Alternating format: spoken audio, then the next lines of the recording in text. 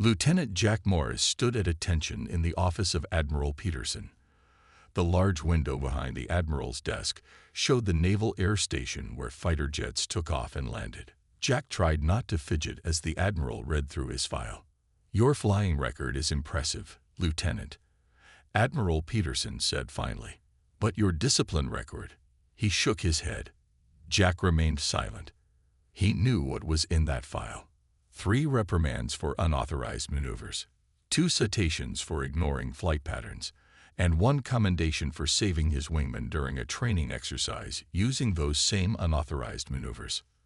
"Sir, I can explain," Jack began. The Admiral held up his hand. "I didn't call you here to discuss your past actions, Lieutenant.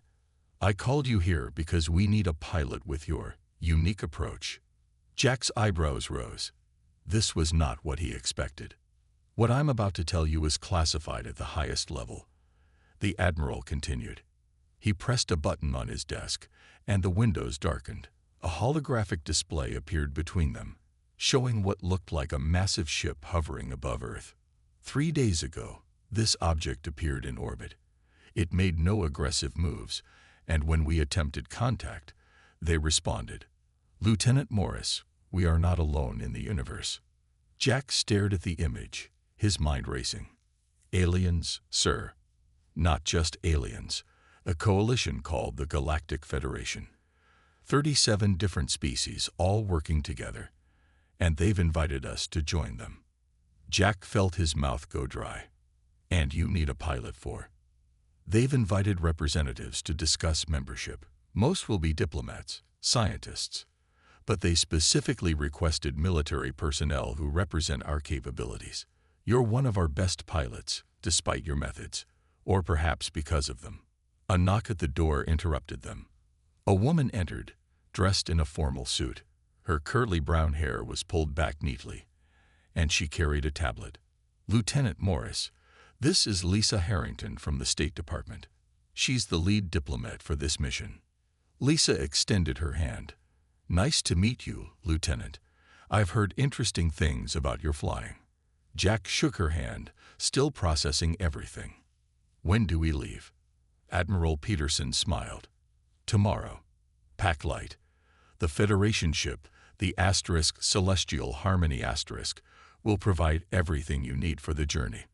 The next morning, Jack stood at the designated meeting point, a remote airfield away from public eyes. He carried only a small bag with personal items. Lisa was already there, talking with a group of scientists and military officials. "Ready for history, Lieutenant?" she asked as he approached. Before Jack could answer, the sky lit up. A beam of light touched down nearby, and a section of air seemed to shimmer and fold. Where there had been nothing, now stood a sleek craft unlike anything Jack had ever seen.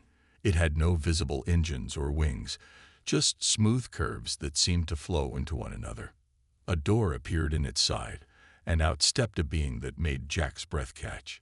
It stood nearly 7 feet tall, with blue-tinted skin that shimmered in the sunlight. 4 arms extended from its torso, and its large eyes blinked sideways. "Welcome, representatives of Earth," the alien said in perfect English. "I am Captain Nix Toll of the Celestial Harmony *. We are honored to transport you to Federation space." Jack watched as Lisa stepped forward confidently and performed a greeting they must have practiced. He followed, trying to appear calm and professional despite the fact that his heart was racing. As they boarded the alien vessel, Jack noticed familiar and unfamiliar technology mixed together. The ship was both strange and somehow intuitive. "Your quarters have been prepared according to human biological needs," Captain Nix Toll explained as they walked deeper into the ship. "The journey to Nexus Station will take approximately 5 Earth days." Jack looked back through a viewport as the ship lifted off. Earth grew smaller below them, a blue marble against the blackness of space. In that moment, he realized everything had changed. Humanity was about to step onto a much larger stage, and somehow he was going to be part of it. The celestial harmony accelerated, and Earth disappeared from view as they headed toward the stars. The 5 days aboard the celestial harmony passed quickly.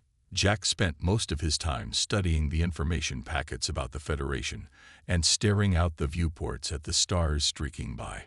Lisa attended briefings with Captain Nick Stoll about Federation protocols. On the 5th day, Jack felt the ship slow down. He hurried to the main viewing deck and stopped in his tracks. Before them floated a massive structure that made Earth's largest space stations look like toys. It was shaped like a giant wheel with spokes connecting to a central hub. Countless ships of different sizes moved around it like bees around a hive.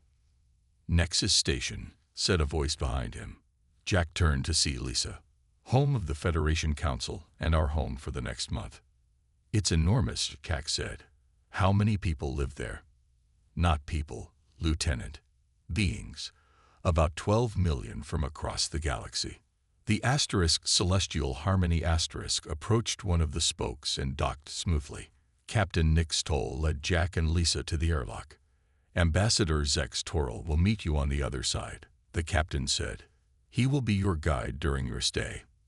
The airlock door opened, and Jack got his first taste of the true diversity of the galaxy. The docking area bustled with beings of all shapes and sizes. Some had multiple limbs, others floated in containment suits, and some moved on treads instead of legs. A tall alien with 6 limbs approached them. The being had green skin with gold patterns and large eyes that seemed to change color. "Welcome to Nexus Station," the alien said. "I am Ambassador Zex Toril. It is an honor to welcome the first official representatives of Earth." Lisa stepped forward and performed a formal greeting. Jack tried to copy her movements, but he felt awkward and out of place. "We have arranged quarters for you in the diplomatic sector," Zex Toril said. "Tomorrow you will meet with various guild representatives, but today I will give you a tour of the station's central areas." They followed Zex Toril through wide corridors filled with more aliens than Jack could count. Every few steps, he saw a new species he had never imagined. Some aliens stared at the humans with obvious curiosity. Lisa asked questions about Federation politics and trade agreements. Jack remained quiet, taking in everything around him. The technology was beyond anything on Earth. Doors opened without visible controls. Gravity shifted subtly between sections, and information displays floated in midair. "This is the Great Hall," Zex Toril announced as they entered a massive chamber. The ceiling arched hundreds of feet above them, and thousands of aliens moved about their business. Many of the Federation's daily operations happen here. Jack noticed a group of bird-like aliens in matching uniforms. They stood tall and proud, their feathers shimmering with metallic colors. "Who are they?" Jack asked, pointing. "Ah, those are Screeth pilots," Zex Toril explained. "Some of the finest in the Federation. They are naturally suited to flight, having evolved from avian predators." The Screeth noticed Jack looking at them. One of them said something to the others, and they laughed. "What did they say?" Jack asked. Zex Toril hesitated. They were merely commenting on how primitive human flight capabilities must be, given your evolution as ground-dwelling mammals. Jack felt his face grow hot. Lisa shot him a warning look that clearly said, "Don't make a scene." As they continued their tour, Jack spotted a large facility with the Federation symbol and what looked like ship controls visible through the windows. "What's that building?" he asked. "That is the Flight Academy," Zex Toril said, "where Federation pilots train. It houses our most advanced flight simulators and training facilities." Jack stared at the academy with growing interest. "Do all Federation pilots train there?" "Yes. It is considered the highest honor for a species to have their pilots accepted at the academy. The Screeth have held the top positions for the last 80 cycles." Jack looked back at the bird-like aliens who had mocked humans. He turned to Zex Toril. "Is there any chance I could see inside the academy during our stay?" The ambassador seemed surprised. "I suppose it could be arranged, though it is not on your official itinerary." "I'd like that," Jack said, still watching the Screeth pilots. "I'd like that very much." 3 days into their stay on Nexus Station, Jack was bored. Lisa attended important meetings with Federation officials while he sat through tedious briefings about military protocols. The Federation seemed more interested in Lisa's diplomatic skills than in his piloting abilities. On the 4th day, Ambassador Zex Toril approached Jack after a particularly dull meeting about defensive treaties. "Lieutenant Morris, I recall your interest in the Flight Academy. I have arranged a tour for you this afternoon, if you wish." Jack's mood immediately brightened. "Absolutely. Thank you, Ambassador." 2 hours later, Jack followed Zex Toril into the Flight Academy. The main hall was filled with simulator pods and training stations. Pilots of various species practiced on equipment Jack could barely understand. "This is most impressive," Zex Toril said. "Only 1 in 1,000 Federation citizens qualifies to train here." A tall, muscular alien with gray skin and 4 eyes approached them. He wore a uniform covered in badges and insignia. "Ambassador Zex Toril," the alien said, "is this the human pilot you mentioned?" "Yes, Commander Vrax. This is Lieutenant Jack Morris of Earth's Naval Air Force." Commander Vrax looked Jack up and down. "Interesting. I expected someone larger." Jack forced a smile. "We make up for size with skill, Commander." Vrax made a sound that might have been a laugh. "Earth has no space combat experience. You fly in 2 dimensions with primitive aircraft." 3 dimensions, actually," Jack corrected. "And our jets may seem primitive to you, but they're quite advanced by our standards." Vrax waved a hand dismissively. "The Federation judges species potential partly by their piloting aptitude. It gives us insight into spatial reasoning, reaction time, and combat instincts." They walked through the academy, passing training rooms and lecture halls. Jack noticed the Screeth pilots from earlier practicing in a large simulator chamber. Their movements were fluid and precise. "The Screeth hold all our simulator records," Vrax explained, noticing Jack's interest. "Their natural flying abilities make them exceptional pilots." One of the Screeth noticed Jack watching and whispered to the others. They all turned to stare at him. "Perhaps the human would like to try our simulator," called out one of the Screeth. "To show us these skills he claims to have." Jack felt Zex Toril stiffen beside him. "That would not be appropriate," the ambassador said quickly. "Lieutenant Morris is here only as an observer." "No, it's fine," Jack said. "I'd be happy to try." Vrax's 4 eyes blinked in sequence. "You misunderstand, human. Our simulators are nothing like your primitive training tools. They require neural interfaces and advanced spatial awareness." "I'm a quick learner," Jack said, his competitive side taking over. A small crowd began to gather. Jack noticed other aliens placing what looked like bets with each other. Lisa appeared at the doorway, looking concerned. She must have been informed about what was happening. "Jack," she said quietly, coming to his side. "This isn't what we're here for. Don't make this into a competition." "It's just a simulator, Lisa," Jack replied, keeping his voice low. "I've trained on dozens of them." "Not like these," she insisted. "You have nothing to prove here." Commander Vrax was watching their exchange with interest. "It is rare for a new species to attempt our simulators before formal Federation membership," he said, "but not prohibited. If the human wishes to try, he may." The Screeth pilots were now openly laughing among themselves. One of them stepped forward. "I am Flight Leader Kreese. I hold the current record on the basic training module. Let us see how the human compares."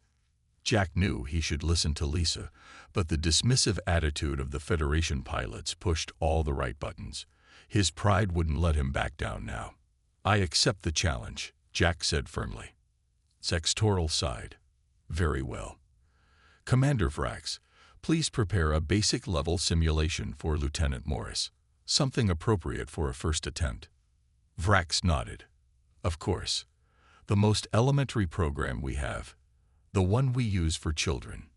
Jack clenched his jaw, but said nothing. He would let his flying do the talking. Jack was led to a simulator pod in the center of the training floor. Unlike the bulky flight simulators he was used to on Earth, this one was a sleek egg-shaped chamber with a single padded seat inside. The interior walls were smooth and featureless. "This is a neural interface simulator," Commander Vrax explained. "It will read your thoughts and translate them into flight controls." "Do I need any special equipment?" Jack asked, looking for a helmet or controls. "Just sit inside and close your eyes," Vrax said. "The simulator will do the rest." Jack glanced at Lisa, who stood nearby with a worried expression. The crowd of alien pilots had grown larger, many of them watching with obvious amusement. Jack noticed several more placing bets with each other. "What's the objective of this simulation?" Jack asked. "The basic training module tests simple navigation and obstacle avoidance," Vrax said. "You will pilot a standard Federation scout ship through a series of rings within a planetary atmosphere. The program adjusts to your skill level." Jack nodded and climbed into the pod. The seat was comfortable, but designed for a body shape different from his own. He settled in as best he could and closed his eyes. For a moment, nothing happened. Then a wave of sensation washed over him. Jack felt as if he was falling. Then suddenly he was somewhere else. He opened his eyes to find himself sitting in the cockpit of an alien ship. The view through the forward window showed clouds and blue sky. The controls were unlike anything he had ever seen. Instead of a stick and throttle, there were glowing panels that seemed to respond to his thoughts. As he focused on them, information flowed into his mind. "Simulation beginning in 3, 2, 1, a computerized voice announced. The ship began to move forward. Jack tried to adjust the controls, but the ship lurched wildly. He could hear laughter from outside the simulation. "Focus your thoughts," came Vrax's voice. "Don't try to use your hands. Think about what you want the ship to do." Jack took a deep breath and tried again.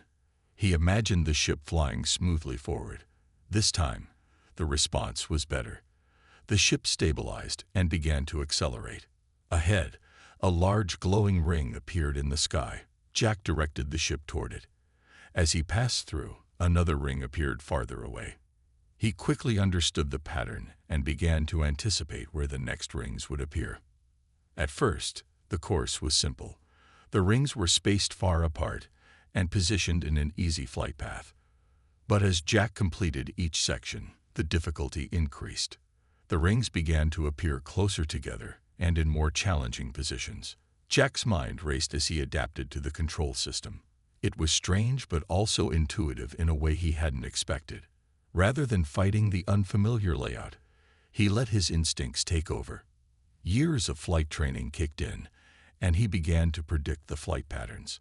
Outside the simulator, the crowd watched in growing surprise as Jack's ship moved through the course with increasing confidence. The expected crashes and failures didn't happen. Instead, the human pilot smoothly navigated each new challenge. "He's completed the first level," one of the technicians announced. "Moving to level 2. The Screeth pilots exchanged glances. Flight leader Kreese stepped closer to the monitor. "No new species completes level 1 on their first try," he said. "How is this possible?" Commander Vrax watched the readouts with narrowed eyes. "Interesting. His neural patterns are different from what we typically see. He's not processing the spatial data the way most pilots do." Inside the simulation, Jack was now flying through a mountain range. The rings appeared between narrow gaps in the rocks, requiring precise control and timing. Jack felt fully immersed in the experience, forgetting about the watching crowd. "Level 2 complete," the computer announced. "Level 3 initiating." Lisa looked at Ambassador Zex Toril in surprise. "Is that good?" The ambassador's color patterns shifted in what might have been astonishment.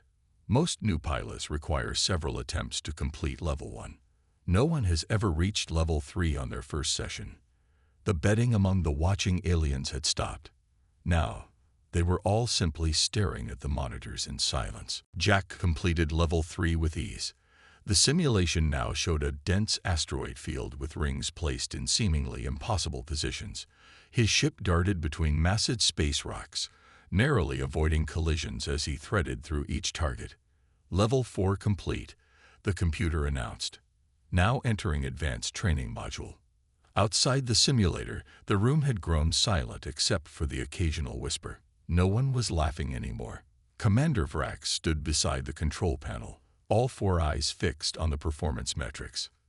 "This is unexpected," he said quietly. Lisa looked at the displays, though she couldn't understand the alien symbols. What level do most new pilots reach? Most species' first attempts end during level 1. Ambassador Zex Toril explained. The neural interface is difficult to master quickly. The Screef hold the record for first-time users, reaching level 3. Flight leader Kreese pushed forward. There must be a malfunction. The simulation must be set at too low a difficulty. The settings are standard, Vrax replied. The human is simply adapting quickly. Inside the simulation, Jack felt completely in his element. The neural interface now seemed natural, allowing him to control the ship with just his thoughts. Each movement was precise and fluid.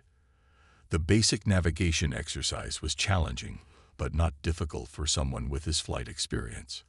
As level 5 ended, Jack expected the next level to begin. Instead, the simulation paused. Basic training module complete, the computer announced. Session ended. Jack opened his eyes, briefly disoriented as he returned to reality. The pod opened, and he stepped out to find a crowd of aliens staring at him. Some looked impressed, others suspicious. "Well done, Lieutenant," Commander Vrax said stiffly. "You have completed the basic training module." "That's it?"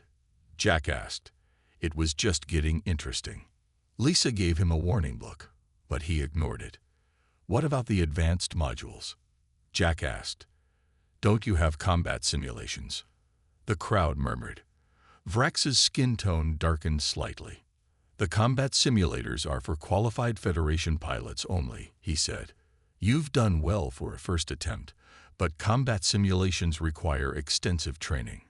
Jack spotted a row of larger pods across the room. "Are those the combat simulators?"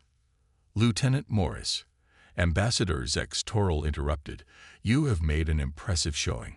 Perhaps we should leave it at that for today." Flight leader Kreese stepped forward. "The human got lucky with a simple navigation exercise. Combat is different. It requires strategy, not just reflexes." Jack felt his competitive spirit rising again. On Earth, combat pilots train in simulator pods not that different from these. I'd like to try. "Absolutely not," Vrax said firmly. "The neural load would be too intense for someone without proper training. There could be mental side effects." Lisa grabbed Jack's arm and pulled him aside. "What are you doing?" she whispered. "You've already made your point. Don't push this." "Lisa, did you see their faces?" Jack whispered back. "They expected me to fail completely. This is our chance to show them humans aren't just some primitive species they can dismiss. This isn't about your ego, Jack. It's about diplomacy." Jack looked back at the crowd of aliens. Most were still watching him with a mixture of curiosity and disbelief. He made a quick decision. Before anyone could stop him, Jack darted across the room to the combat simulator pods. He jumped into the nearest one and placed his hand on what looked like an activation panel. The pod immediately began to close. "Stop him," Vrax shouted. Two security officers moved forward, but they were too late. The pod sealed shut with Jack inside. "What is he doing?" Zex Toril asked in alarm. "He's initiated the advanced combat simulation," Vrax said, rushing to the control panel. "It's designed for experienced pilots who have completed at least 20 basic sessions." "Can you shut it down?" Lisa asked, worry clear in her voice. "Not without risking neural feedback," Vrax replied. "Once initiated, the simulation must run its course." On the main screen, the simulator's display activated. Everyone could now see what Jack saw. A battlefield in space, with Federation ships facing an enemy fleet. The simulation was beginning. "This is going to end badly," Flight Leader Kreese said with satisfaction. No one succeeds at combat sims on their first try. Inside the combat simulator, Jack found himself in command of a Federation battleship. The neural interface was more complex than the basic simulator, flooding his mind with tactical data. For a moment, he felt overwhelmed by the information. "Simulation beginning," the computer announced. "Enemy forces approaching. Defend your fleet." Jack focused his thoughts and took control of the ship. On the tactical display, he could see 12 enemy vessels approaching his position. His own fleet consisted of 8 ships, including his command vessel. Outside the simulator, more aliens had gathered to watch. The main display showed Jack's perspective, along with performance metrics that most observers clearly found surprising. "He's holding formation," Commander Vrax noted with reluctance. Most first-timers panic at this point. The simulated battle began. Enemy ships launched the first attack, firing energy weapons that Jack had never seen before. He instinctively moved his ship into an evasive pattern while trying to maintain formation with his fleet. But the standard Federation tactics weren't working well. The enemy ships were faster and more maneuverable than expected. Jack realized he needed to try something different. "What is he doing?" Flight Leader Kreese asked as Jack's ship suddenly broke formation and accelerated directly toward the enemy fleet. On the screen, Jack's ship dove between 2 enemy vessels, causing them to adjust their fire. In the process, they hit each other with friendly fire. Then Jack did something that made the watching aliens gasp. He activated his weapons and fired directly at an asteroid nearby, causing it to explode. The debris cloud concealed his ship from enemy sensors. "That's not in any Federation tactical manual," Vrax said, his 4 eyes widening. Lisa turned to Ambassador Zex Toril. "Is he doing well?" The ambassador's skin patterns shifted rapidly. "He's improvising. Federation pilots follow established combat protocols. What he's doing is completely unorthodox." Inside the simulation, Jack was thinking like a fighter pilot. The neural interface let him control his ship with precision that would be impossible with physical controls. He used this advantage to perform maneuvers that pushed the limits of the ship's capabilities. When his shields were damaged on one side, Jack deliberately rolled his ship to keep the damaged section away from enemy fire. When outnumbered, he used the gravity well of a nearby planet to slingshot his ship at speeds that made several aliens in the room cover their eyes. "The simulation wasn't designed for these tactics," a technician reported. "The computer is having trouble calculating appropriate responses." The crowd grew larger as word spread through the academy. Soon the room was packed with aliens of all species watching the human pilot break every rule in their book. Jack flew his ship directly through the explosion of its own weapons, using the energy discharge to mask his approach to the enemy flagship. When another Federation ship was heavily damaged, Jack positioned his vessel to take enemy fire meant for his ally. "He's sacrificing shield strength to protect another ship," Vrax said. "That's against protocol. Captains are instructed to preserve their command vessels." "But it's working," someone pointed out. Indeed, Jack's unusual tactics were confusing the simulation. The enemy AI had been programmed to counter standard Federation strategies, not the unpredictable approach Jack was using. As the battle progressed, Jack destroyed 3 enemy ships while losing only one of his own. He dove his ship into narrow gaps between asteroids where larger enemy vessels couldn't follow. He used debris from destroyed ships as cover for his approaches. Flight Leader Kreese watched in stunned silence as Jack performed a maneuver that involved skimming the atmosphere of a gas giant to change direction at a speed that would tear most ships apart. "That's physically impossible," Kreese protested. "Not impossible," Commander Vrax corrected. "Just extremely dangerous. No sane pilot would attempt it." Lisa couldn't help but smile despite her earlier concerns. "That's Jack for you. He doesn't know what he's not supposed to try." On the simulator's difficulty scale, the program had automatically adjusted to maximum level. something usually reserved for veterans with years of experience. Still, Jack continued to hold his own against increasingly difficult odds. The simulation ended after Jack destroyed the enemy flagship with a maneuver that involved flying through a narrow gap in its damaged shield system. The pod opened, and Jack stepped out, slightly dizzy but grinning. The room was now packed with aliens. Many stared at him in silence. Others whispered to each other urgently. Commander Vrax stood by the control panel, his 4 eyes blinking rapidly as he reviewed the final scores. "Well?" Jack asked. "How did I do?" No one answered immediately. Then Commander Vrax spoke, his voice carefully controlled. "You scored 43% above the previous record," he said, "a record that has stood for 12 cycles." Flight Leader Kreese pushed through the crowd. "This cannot be accepted. He violated every standard combat protocol. His tactics were reckless and dangerous, yet effective," said a new voice. The crowd parted as a human woman in a formal uniform walked in. Admiral Kelly Daniels, the head of Earth's delegation, had arrived.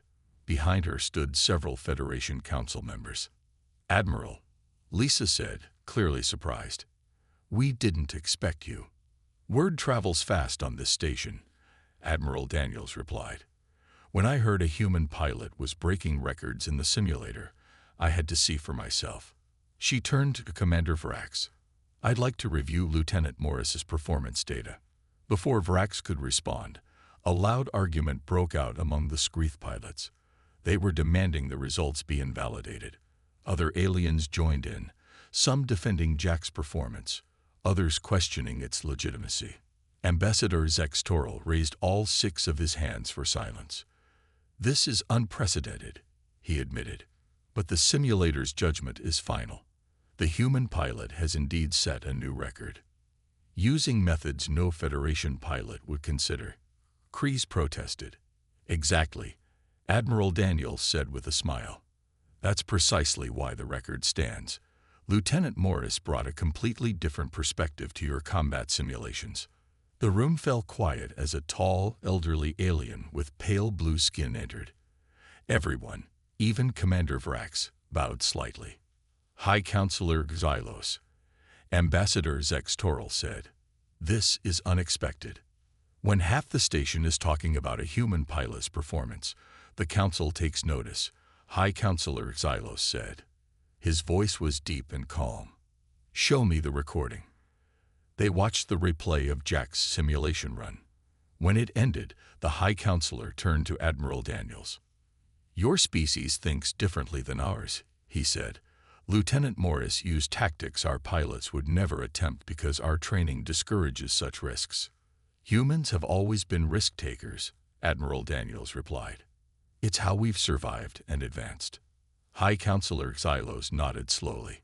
"The Council will need to discuss the implications of this demonstration. It seems humans have natural aptitudes that would be valuable to the Federation." Jack stepped forward. "Does this mean Earth will be accepted into the Federation?" The High Counselor's expression was unreadable. "That decision involves many factors.